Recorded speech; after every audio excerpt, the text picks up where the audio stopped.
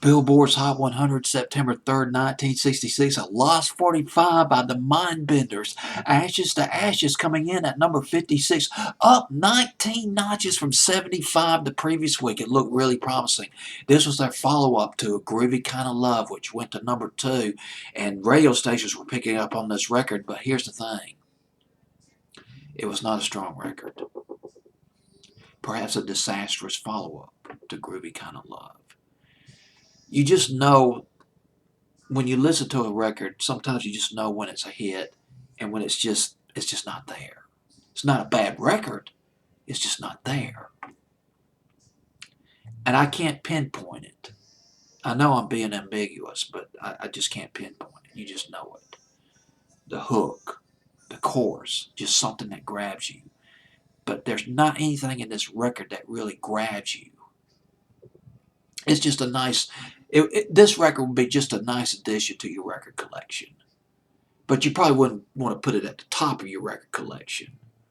Have it as your first song that you listen to when you're listening to your iPad or whatever. Anyway, what a discourse right there. All right, Ashes to Ashes by the Mindbenders at number 50. It only got as high as number 55. That's the deal with this record.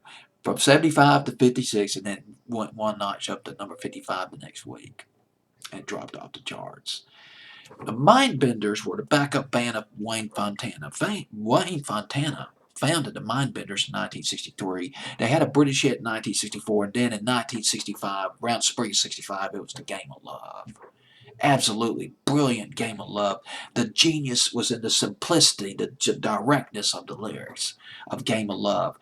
But he left. Wayne Fontana, the Mindbenders carried on, and they came out with, oh gosh, Groovy Kind of Love. I actually heard that song, Groovy Kind of Love, on a radio station from Birmingham, 1320 WENN. You can just barely pick them up here in Tuscaloosa. About 5,000 watts out of Birmingham during the daytime. But I heard that record, Groovy Kind of Love. It hits the spot. Written by Carol Bayer Sager and Tony Wine.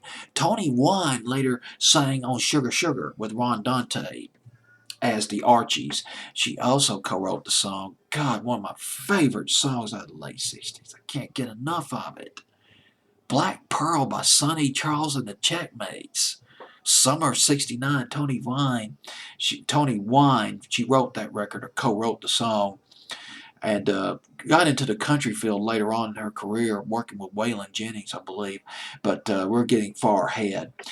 Groovy Kind of Love went to number 2 on Billboard's Hot 100. The runner-up was Ashes to Ashes, also written by Carol Bayer Sager and Tony Wine. Had the Mindbenders had some strong follow-ups to Groovy Kind of Love, they could have been another fine British band, but it just didn't happen. They launched their American tour. Their last American tour, final American tour, was in the summer of 1966. Launched on July the 4th, 1966. Their tour in Atlanta, Georgia. They played in front of 25,000 people. They were the opening band, and guess who they opened for? Oh my God, the dynamic James Brown. How in the hell are you going to open for James Brown? I mean, it's like, oh my God, we're going to open for this guy. This guy's going to blow us right off. They're going to boo us off the stage, and they're going to want James Brown on. But according to Eric Stewart, group member Eric Stewart, it went down well. Their act went down well. Independence Day, 1966, on tour, the Mindbenders. And I guess that's it. That's all I got to say. I'm done. They broke up in 1968. They were on tour in England with The Who. Last day on tour with The Who, Arthur Brown, the guy who did Fire, and Joe Cocker. They called it quits. But Eric Stewart, one of the group members, Eric Stewart would become a member of 10cc in the 70s.